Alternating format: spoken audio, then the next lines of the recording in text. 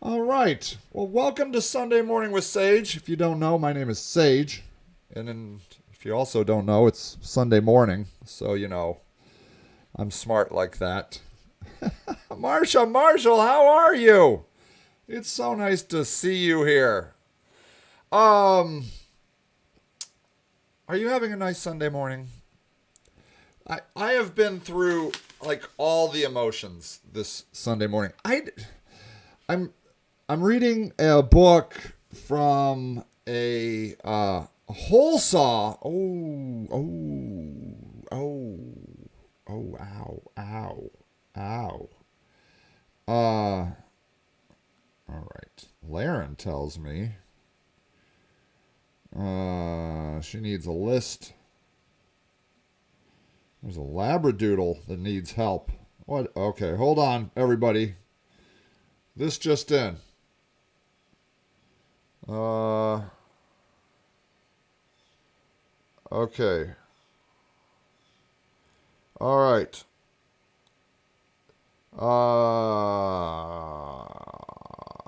Anyways.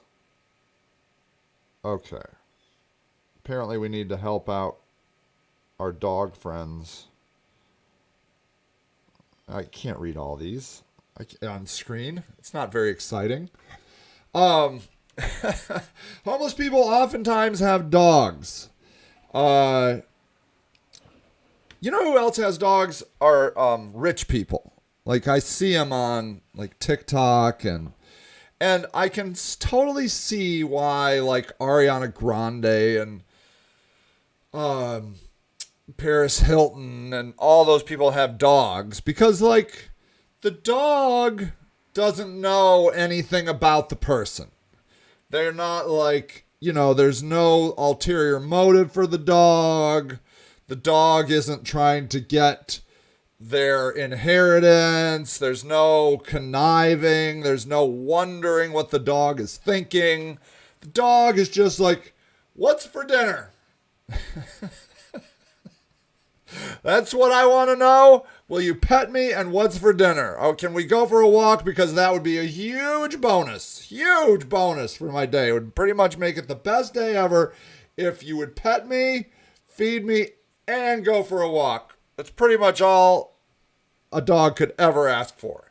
And so, like, there is a commonality between dogs and homeless people, I think. Um, because there's no judgment. You don't have to worry about a dog turning on you, being like, "Oh, you were never my friend." Um, I will say a dog does have a thing where if you happen to disappear, your dog will love somebody else right away. But I think we're all cool with that. But it's not because our dog hated us or never really liked us. We all get it. We all know that our dog loved us. It's just, whatever. They got lost and now there's a new human to love and everybody's cool with it. Whereas with another human, you're just like, I don't know, man. I think they're out to get me. I think like I'm only as good a friend for them as the last good thing I did for them, like that. And it's like that at work too, like, you're only as good as the last report card you got from work or the last report card you got at school. Like that's everything about human existence is conditional when you're dealing with other humans. And I think there are some people on planet Earth where they really can feel the condition. Um, when I was down at the Community First Village in Austin, Texas, they would oftentimes say that the homeless people and the billionaires that supported the homeless people had a lot in common. They were both hated by the public. And that's true, right? I mean, there's a lot of hate for billionaires. And there's a lot of hate for homeless people. And it comes without you ever meeting either of them. You know, you don't actually know a billionaire other than maybe you've seen Warren Buffett on a video clip or Elon Musk on a video clip. You don't know them as a human, and same goes with homeless people. For most people, you don't know homeless people. You don't know what they're like, but you can judge them, you know. And so we do, and we're good at it. Like, we're so good at judging, and we are so good at believing the judgment, you know? When we hear gossip, we're just like, oh, really? Oh, tell me more. Tell me more about that. And it doesn't matter if it's true or not. We just want to believe it. And that's sort of interesting to me because then it opens up this whole can of worms of trying to understand humanity. So humans have this really cool thing of consciousness, right? Which I think consciousness, in my personal definition, means self-awareness, that we know we're here. And we think that we are in control of our lives. I think, like, you know, that's the superficial level. Will we, you know, we have so many choices. What will we eat today? What are we going to watch on today? Are we going to go for a walk today? You know, we like to think we're in charge. And I think that for me is what consciousness is that self-willpower, you know, that we are not predestined. We are not a TV show that has already been aired and we're just watching the rerun, you know. I think that's what our consciousness is, and I don't know if other animals sit around pondering the meaning of their existence like we do on gradated scales. You know, our meaning of existence, it can be as simple or as complex as you want, which makes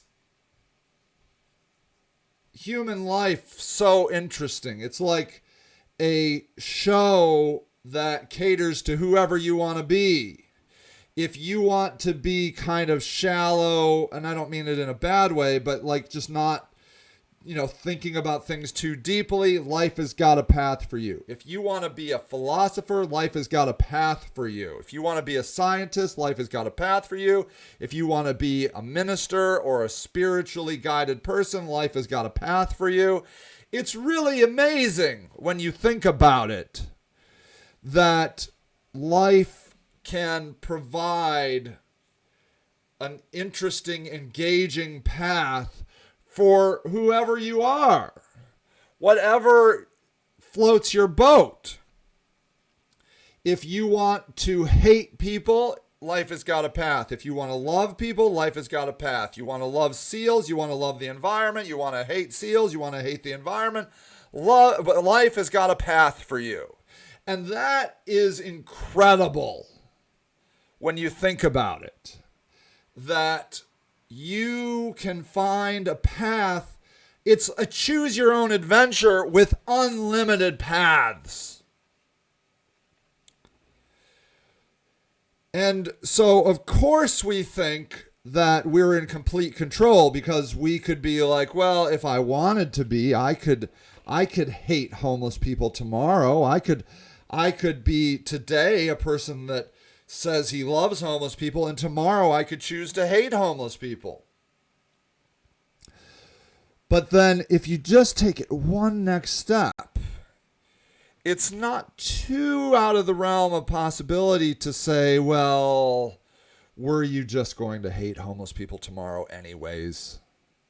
I mean, could it be that you didn't choose it. You thought you chose it, but in reality, it was already there. You know? So, that's a path to be entertained by. Are you, do you have free will, or is everything predetermined? You can spend your entire life studying that very question in interesting ways. So, Rocky, she's like, so what are you going to talk about on Sunday Morning with Sage? And I'm like, dude, I never know what I'm going to talk about on Sunday Morning with Sage. She's like, I got one. I'm like, what? She's like, why do you keep working with people that hate you?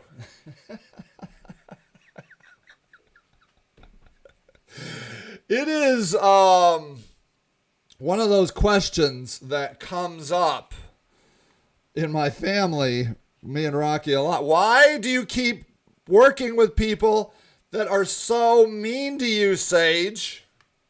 And I'm like, okay, that's a good one. I have no earthly idea the answer, but boy, let's see if I can figure out that answer. And so, like, and what's interesting is, this is not a topic that is like fresh and new. On my personal blog, I wrote about this on August 17th, 2019. So not quite a year ago, but a year, you know. So, and I titled it Scumbag Activists. And here I will, press the wrong button, of course. Hold on. I can't comment on here. Oh, look at all you. I love Denny Wilson. I missed all these amazing comments. I love you, Denny Wilson. Denny Wilson is a man that could probably relate. Okay, that drill bit we got for the deadbolt locks. Man's best friend. They don't judge you. Yeah, right. Humans can be monsters. Yeah. Denny Wilson. Now, there you go. I don't know if Denny Wilson comes to these all the time, but it's interesting. Mo to own, look it up. Mo to own. Okay, I will. I will look it up, John Gargis. Let's just look it up. Mo to own. Okay. Well, here we go. John Gargis says Mo to own.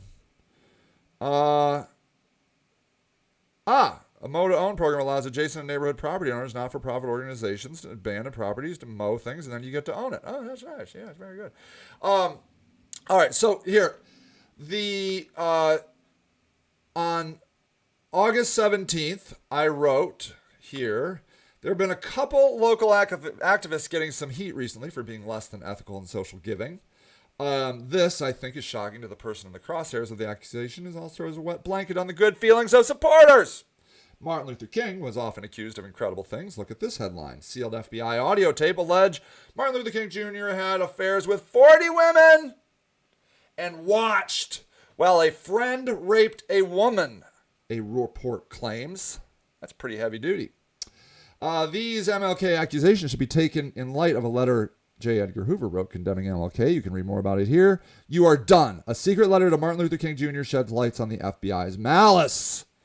They hated him. This has happened to me over the years, I write. I've been accused of stealing money, selling drugs, and running a prostitution ring. In my case, these accusations come from people I've tried to help, a.k.a. homeless people. That's a weird feeling, Sage Lewis says. It seems that where anyone trying to do good goes, darkness follows close behind. I'm not saying these people did or did not do these things they're accused of. I have no idea. All I can tell you is that I know who I am, and I know the accusations that I've gotten. The things people have accused me of are just absurd. Let me just keep this. So for a long time, people would say I was just helping the homeless so I could run for mayor again, which I incidentally did not do, so that one's a little flat. I hated that rumor, not only because it was not true, but because it accused me of having such small vision. This is one of the things that I hate most about the rumors. They think so little of me. Not only was because, because that I could only imagine was running for mayor.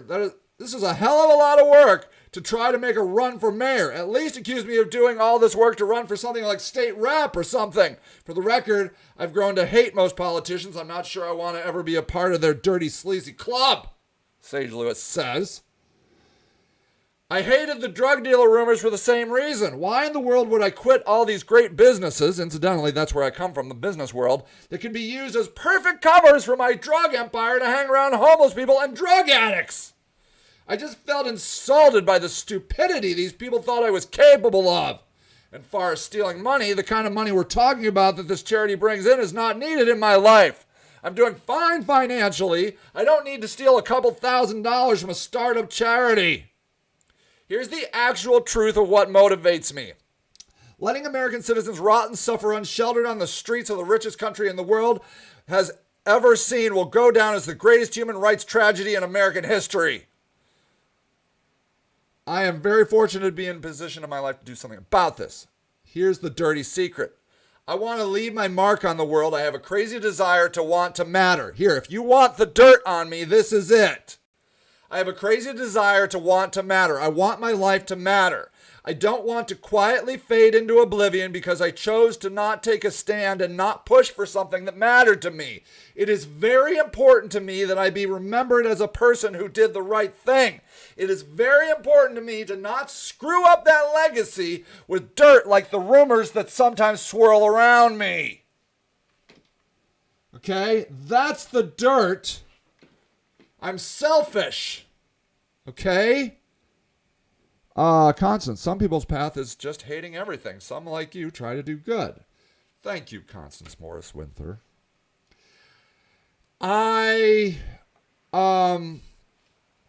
Motivations are interesting that way, right? Because, and I'll add one more level on that. I feel like I'm trying to level up. I feel like I'm in a game, okay? For me, life and business is all a game. It's, the Game of Thrones, right? That whole show, the Game of Thrones. And they would say every once in a while, you're in the big game now. There was something like that.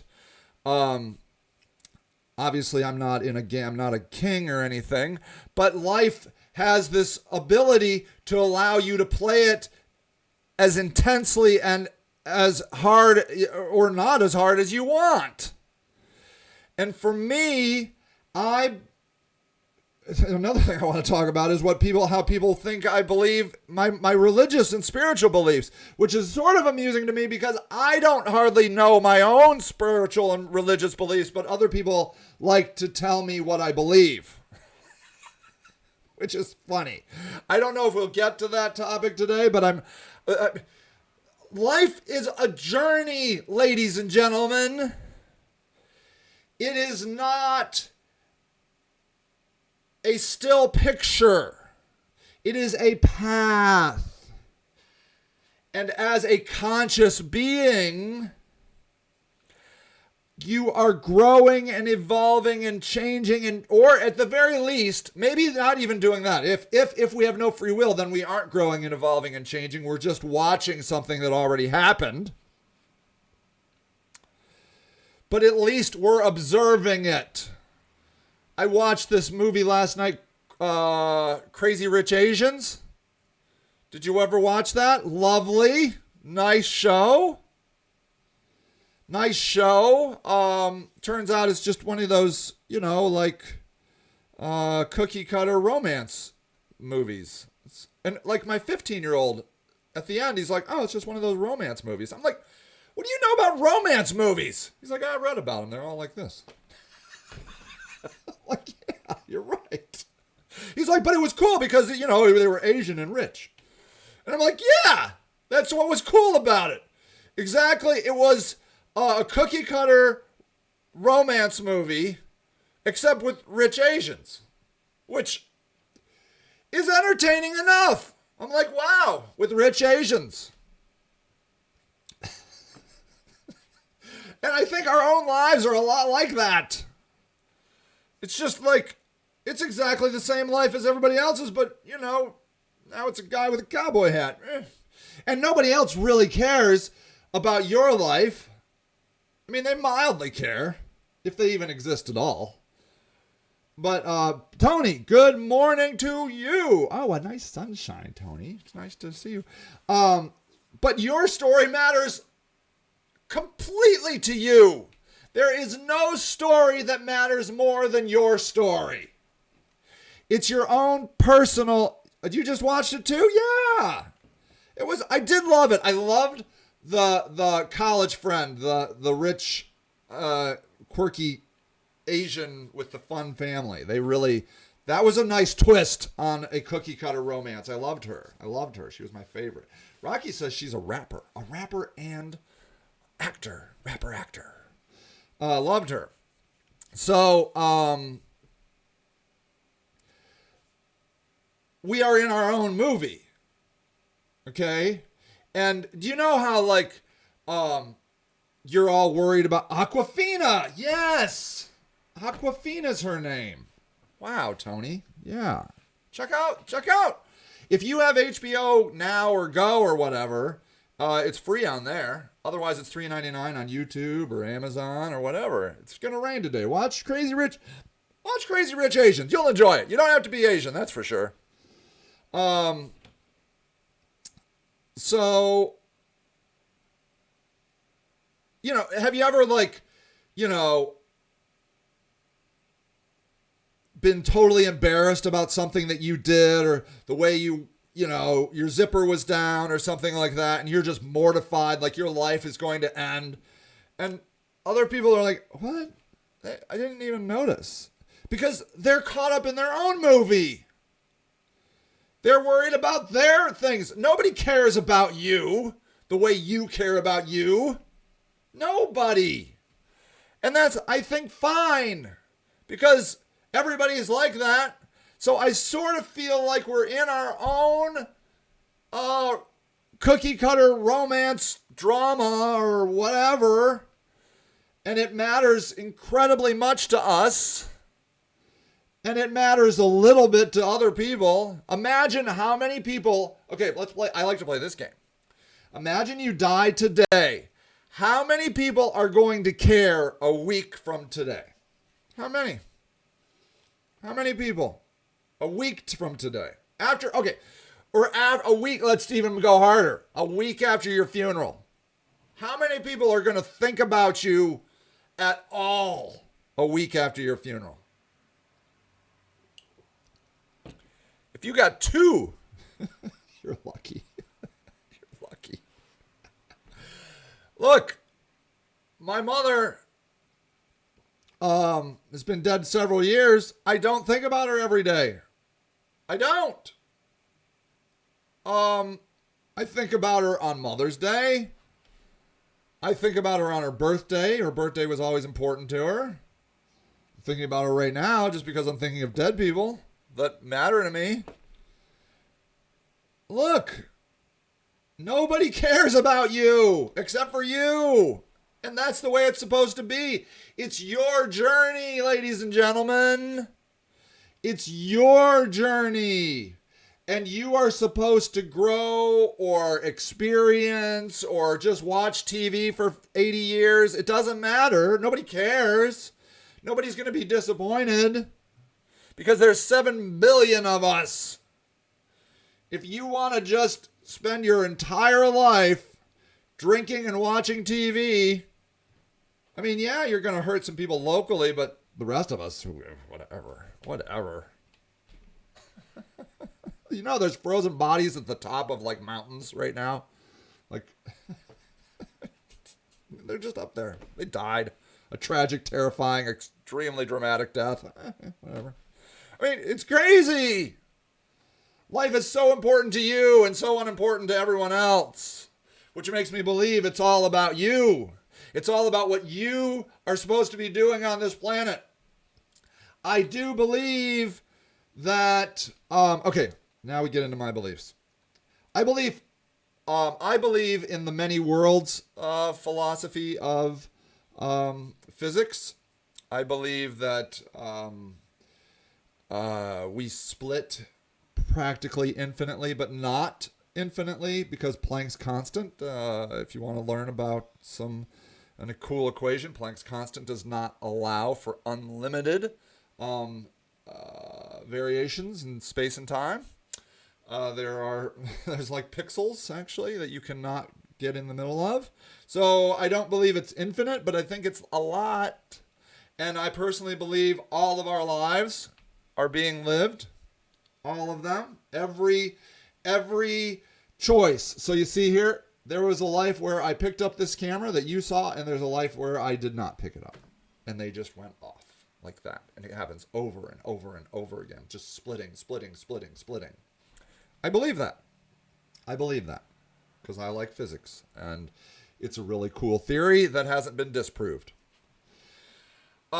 So I do believe that I get to navigate, I think, those lives. But all of them have already been played out. They already exist. I think I can dip in and out of them. I do not believe in The Secret, which, do you remember The Secret, that you could basically will your way to success? I don't believe in that. But I do believe that you can, what is that, Sliding Doors? Was that kind of like that movie? That you can dip in and out of stuff. But you know what? Who cares what I believe? Who cares? And there's another thing. People seem to, like, they're like, Sage is a Christian. Sage is not a Christian. I've heard people tell me that I believe, but I'm not. I have belief, but I have faith, or I don't have faith. I have belief. I don't even know what they're talking about. I don't even know how people know my religion when I don't, or my spirituality when I don't know it. But what I can tell you is I am often hated. And usually it's by homeless people. I like to say that I've been hated by most homeless people some of the time, and by some of the homeless people most of the time. Some homeless people just always hate me. I mean, they just, as I'm handing them food and supplies, they're like, "Screw you, Sage, you suck." It's happened. It's so surreal, it's funny. Some people love me for a while and then they hate me the next. It gets to the point where sometimes I'm worried about my own personal safety. I don't bring homeless people to my house because I've seen what they've done to my building. I don't need that in my house. Thank you very much. But typically, supporters, people that are not homeless, no, they can hate me too. I was just going to say, don't usually hate me. No, they've hated me before, but this week they really hated me. This week, it went to the next level. In fact, so much so that I had to go on 19 News to say that I'm not a scumbag sex trafficker.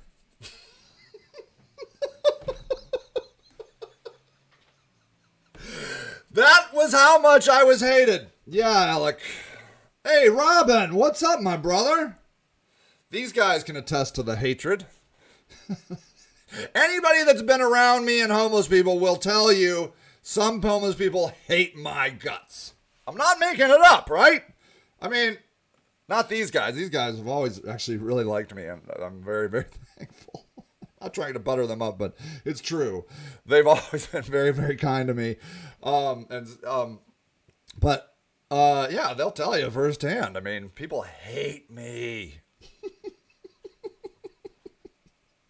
So here's the deal.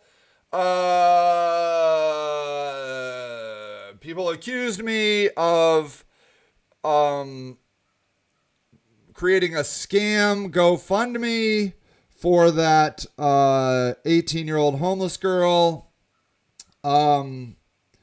And they basically accused me of doing it to get rich with $13,000, which again is so insulting. That's, I think, the worst part of these rumors. Look, I'm not going to steal $13,000. I don't want to, I'm not trying to brag about money because I'm not that rich, but I'm fine financially. Okay. I'm not crazy Asian rich. That's for sure. Fine. And ruining my reputation over $13,000 would be the stupidest thing I could possibly do. Like, what am I going to do with it? Literally, what am I going to do with $13,000? Pay 2 months of mortgages? What? I know that $13,000. I'm not trying to belittle the importance of $13,000, but to say I'm running a scam because I'm taking all those $13,000 is infuriating.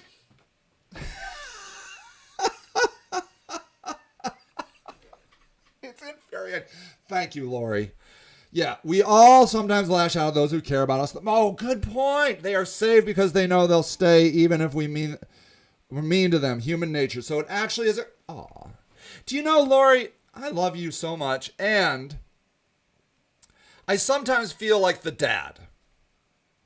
And if you're never pissed off at your dad, then your dad's probably not doing his job. I mean, my kid loves me. But sometimes I know I make him mad. I know I make him mad. Because I'm a dad. It's what we do. People are haters. Either do something good or get out of the way. The people are trying to do good. Yeah. I mean, that's the weird thing. So what I feel like is I feel like a when there's a lot of media, okay? When a story spikes up, like during the time we had a village or this story, it got covered multiple times on the news. I feel like a lightning rod, and I feel like good people come in and bad people come in, and it creates like a little war ground where hate and good and evil, good and bad come together around me.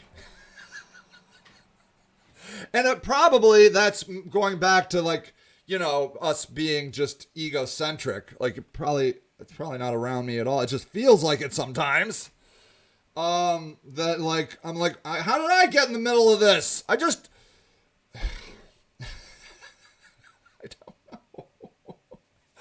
know. But yes, I am not sex trafficking. And I don't know how to say this. If I were a sex trafficker, I wouldn't be sex trafficking homeless people. If I was a drug dealer, I wouldn't be selling drugs to homeless people. Ugh. It drives me nuts. And why would I get closer to my clientele by being so visibly with them? Why wouldn't I have just stayed a web developer pretending to run a nice, you know, outer edge inner city life on the fancy west side of Akron, while underneath I was selling drugs to homeless people and running a homeless people sex trafficking ring? Why do they think I'm so stupid? And then it makes me think I'm not Michael Corleone. I'm like Fredo. I'm like, dude, really? I'm not stupid like they say I am. I'm like, maybe I am an idiot. I don't know. Anyways, what I can tell you is I went to one of our transitional houses and I was talking to people, and I was talking to Virginia.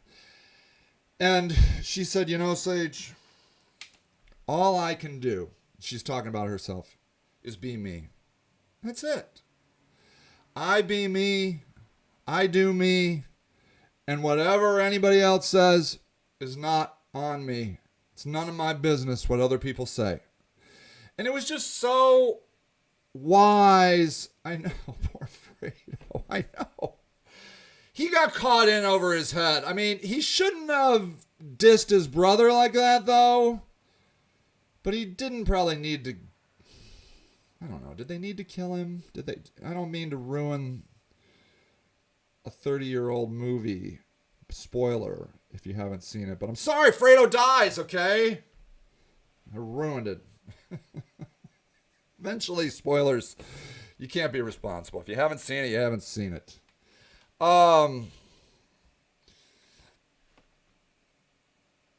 Look, I'm not a sex trafficker. I am not stealing money. I am not a drug dealer. What I am is a guy that is trying to level up. Okay? I feel like I'm in a game and I'm trying to level up. And that in its own right is egotistical, selfish, self-centered, and just maniacally self-centered. Yeah, Virginia, that was smart advice. And I'm embarrassed by who I am. Okay? I'm ashamed of who I am. I've always been ashamed of who I am. I'm ashamed of my past. There are times during my day that flashes of my past come and I literally cringe. And I literally have to stop the words from coming out of my mouth. Okay? Because I don't want to look like a complete madman in front of my family. Okay? I feel terrible about who I am. But it's not because I'm a sex trafficker or I sell drugs or I'm trying to get rich off of $13,000 GoFundMes. Do you know how much money we've raised in this charity? A lot. And you know why? Because I think people trust me. For example, there is a frequently asked questions about this person where I am recording all the money. I set up a bank account and I'm moving all of her money over to that bank account, and then we're setting up a trust with a lawyer and a third-party financial advisor, and I am getting out of the money. I don't want the money. I can't even believe. I don't even like money, people. I am so angry at capitalism that I hate money. I hate its power over us. I hate the control it has over us. I hate how it guides practically every step of our lives. I resent money, and it further makes me hate money that this is all about money. For some reason, the money, if this had been like a $500 GoFundMe, there would have been no big deal. But it turns out to be $13,000, which is a great amount of money. It's going to allow that young woman to buy a house. She's looking at a trailer. We're going to make sure she spends the money right.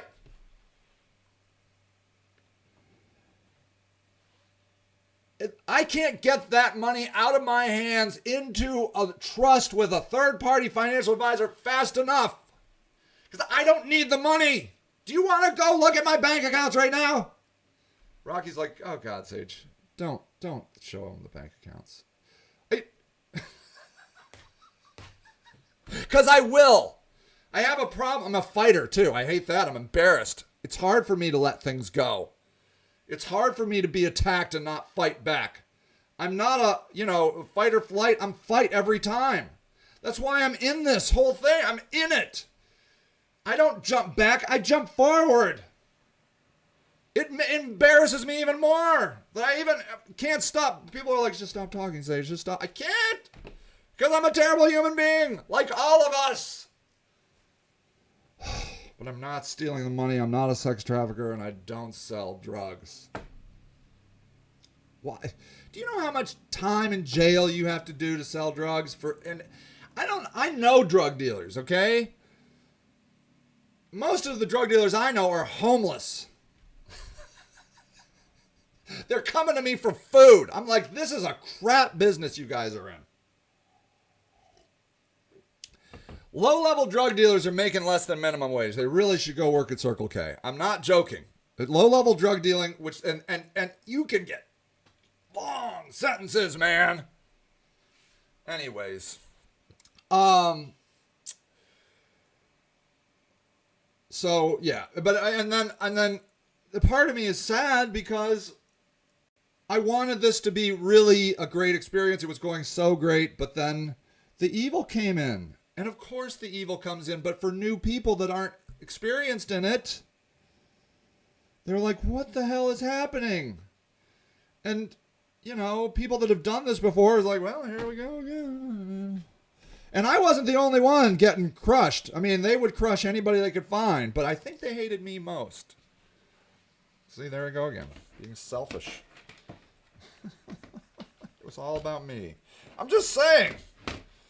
I have emails or texts that say, yes, they're coming for your ass. That was the quote. I'm like, have you seen my ass?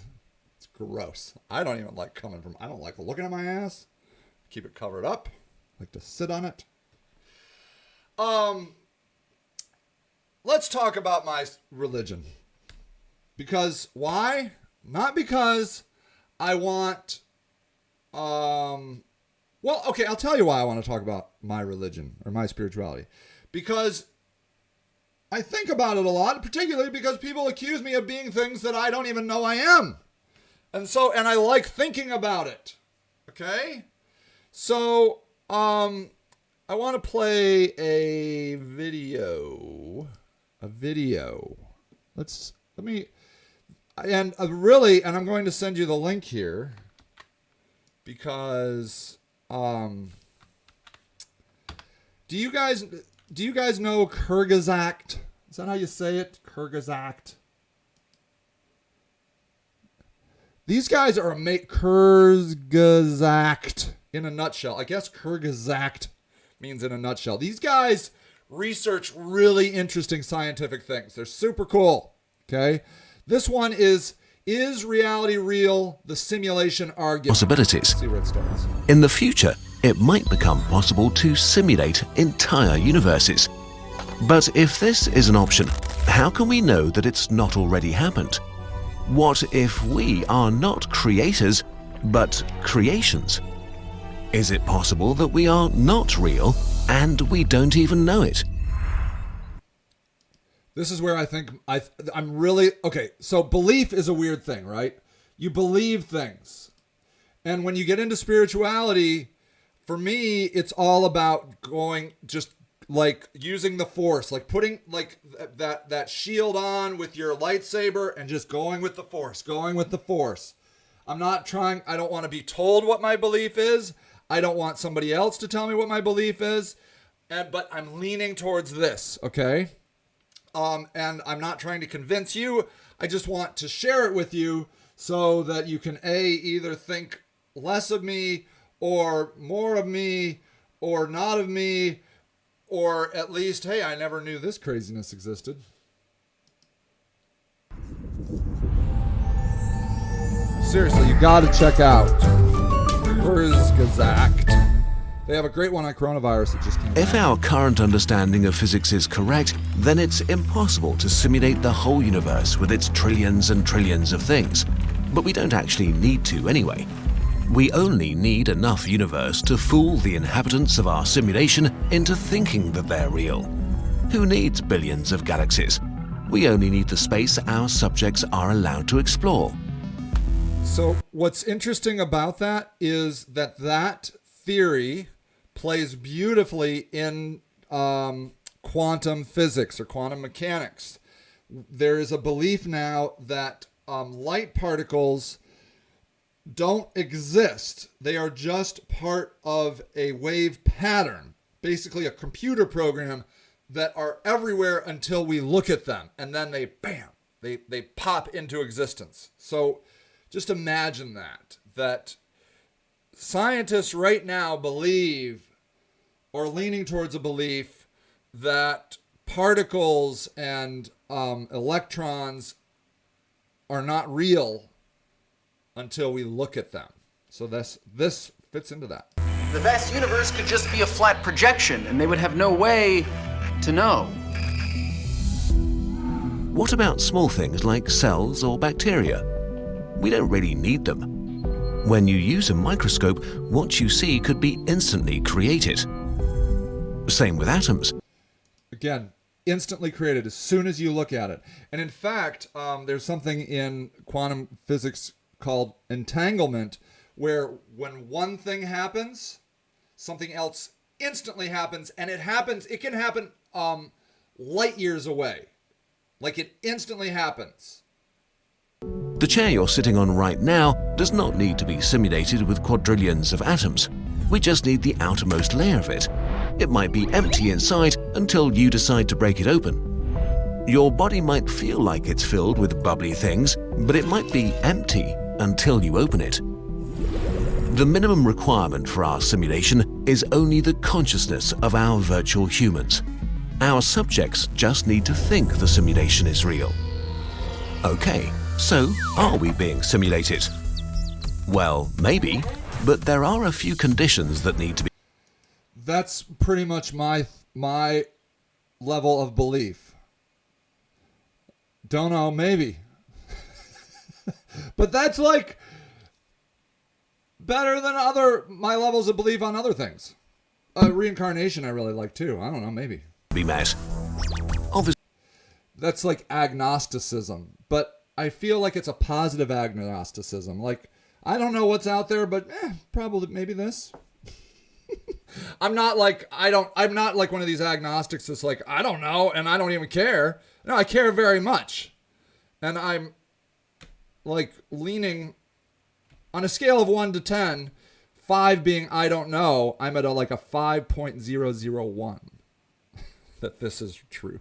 Obviously, we have no authority over this topic, so please take everything we say with a grain of salt. Based on a modified version of the original simulation argument by Nick Bostrom, we have 5 assumptions for you. If they're true, you, dear viewer, are living in a simulation. Okay, these are important. These 5 theories. Assumption 1. It's possible to simulate consciousness. Nobody knows what Okay, could we simulate consciousness? What do you think? consciousness is. For the sake of argument, let's assume that you could generate consciousness by simulating a brain. Anybody ever done DMT or acid or anything? Tell me you can't simulate consciousness. Brains are pretty complex. If you count every interaction between synapses as one operation, your brain runs at about 10 to the power of 17. Or This 100, is a lot. I'm going to just like skip just this. one human. We want to let's say we want to simulate 200 billion. Just a So lot we of need a computer interaction. able to handle a million, trillion operations possible? per second.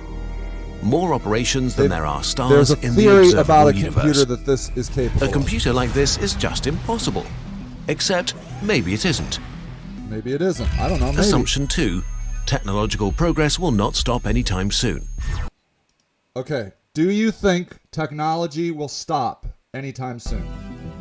If we assume that Technology technological progress. progress continues in a similar fashion as it has so far, then there might be galaxy-spanning civilizations with unlimited computer power at some point. Beings on a technology level so advanced that we could barely distinguish them from gods.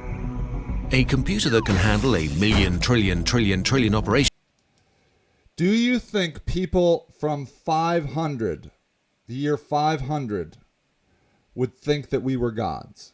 Do you think? is serious business, but there are actually concepts for computers which could handle this. The Matryoshka brain is a theoretical megastructure made up of billions of parts orbiting a star feeding on its radiation. See, people think of this stuff. Matryoshka brain. It like surrounds a sun that uses all the power of that star, that sun, to run it. A computer of this scale would have enough power to simulate many thousands, if not millions, of humanities at the same time. Other technologies, like high-end future quantum computers, might lower the size drastically, so it Quantum computers are definitely coming online right now, by the might way. be possible to do this with a structure the size of a large city, or even smaller. But only if there's still someone around to build the computer. Assumption 3. That's number 3. Advanced civilizations don't destroy themselves. All right. Is it possible that advanced civilizations don't destroy themselves? Or is it ultimately that our ultimate fate is that we always destroy ourselves? If there is a point at which all civilizations destroy themselves, this whole discussion ends here. Looking into space, you'd expect a universe filled with millions of alien civilizations, but we see nobody. The reason for this might be great filters. Great filters are barriers life has to overcome, like nuclear war, asteroids, climate change, or a black hole generator. If life is inherently self-destructive, then there are no simulations. We explain this in more detail in our Fermi Paradox video. Okay, so if every advanced civilization kills themselves, then there is no simulation. It's over. Assumption 4. Super advanced civilizations want to run simulations. When we speak of post-human Do you think we'd want to entertain ourselves with simulations if we were super advanced? civilizations, we don't know Did you or did you not watch Tiger King? what we're dealing with. To think we know what beings as powerful as gods want is pretty arrogant. If we look like gods to people in 500, the year 500, and we're watching Tiger King, I rest my case. Imagine the smartest ant on Earth living next to an amusement park. It's curious about what humans are up to, so you try to explain. Unfortunately, the ant just doesn't understand. The concept of roller coasters and standing in lines and holidays and fun doesn't make sense to an ant living an ant life. It's the same with us and a post-human being. Compared to them, we are ants. Running simulations for fun or science might be an absurdly stupid idea to them. But if they do want to run simulations for whatever reasons, and assumptions 1 to 3 are true, Have you ever played SimCity? Have you ever played Farmville? 2, then the chances are not 0 that you are living inside a simulation. Chances are not 0. Assumption 5. If there are a lot of simulations, you are probably inside We are not civilization 0. If all those things are true, if we meet those things, we're probably in a simulation. a simulation. If there are simulated civilizations, it's likely that there are a lot of them. After all, we assume that post-human beings have access to practically unlimited computing power. So if they run simulations, it would be convenient to run millions or even billions of them. If there are billions of simulated universes, there are probably trillions and trillions of simulated conscious beings, which would mean that the vast majority of all conscious beings that will ever have existed are simulated. So for every conscious being made of flesh, a billion simulated ones exist. All right, so you feel me? If there's one real thing, there's probably a billion unreal things. Since we have no way of knowing if we are simulated or not, in this case, the chances of you being one of the 999,999,999 simulated ones are pretty high. So what you consider reality might not be real at all. You really might be simulated. All of this is based on a lot of assumptions that we can't really test right now, so many scientists disagree with this whole thought experiment. So don't burn your house down to test if there will be glitches. If you are simulated, not that much changes for you. You might be on a small planet speeding through eternal nothingness, or a simulation inside a computer. Your existence does not become more or less scary and bizarre. All we can hope to do is try to live good lives and have a good time. And hope that if we actually are simulations in a supercomputer, nobody trips over the power cable. All right, and there is the essence of it. If we are in a simulation, all we can do is try to have a good time and, what do you say, have a good life? Do good? Have a good time and do good. There is no reason why I can believe in this, but can't also simultaneously believe in Jesus. Okay? But I don't really believe in Jesus. Okay? I am a follower of his path. And I'm into it. I'm like into it. I don't care if Jesus is the Son of God. I personally think we're all the Son of God. I feel that we are another Kyrgyzstan. They were talking about how the universe is like wants us to just go back to the universe. Like all of our cells and everything are fighting against entropy, which is this idea that you just like things go from being packed to less packed. They liken it to us going up an escalator that we are constantly walking down trying to stay alive, but ultimately we all end up at the top of the escalator, which is us back in the universe. All of our energy, there's no energy that disappears. There's no new energy. It's all been here before and it will be here after us. These are things I am really gravitating towards. But ultimately, the way I live my life, the philosophy that drives me most regularly is this whole Jesus thing. I don't care anything about him being the Son of God. I don't care if I'm going to go to hell because I don't say the magic words. I don't care about any of that. All I care about is that guy, badass. He had some radical ideas that we have talked about for 2,000 years and have not done any good at recreating. And so I ultimately am trying to be an ambassador for the works of Jesus. I don't even like the word Christ. I'm not into that stuff. I'm into simulations and quantum physics and maybe reincarnation. Reincarnation fits into this whole idea that we're just being thrown back into the universe and we probably clump back up, and it doesn't matter.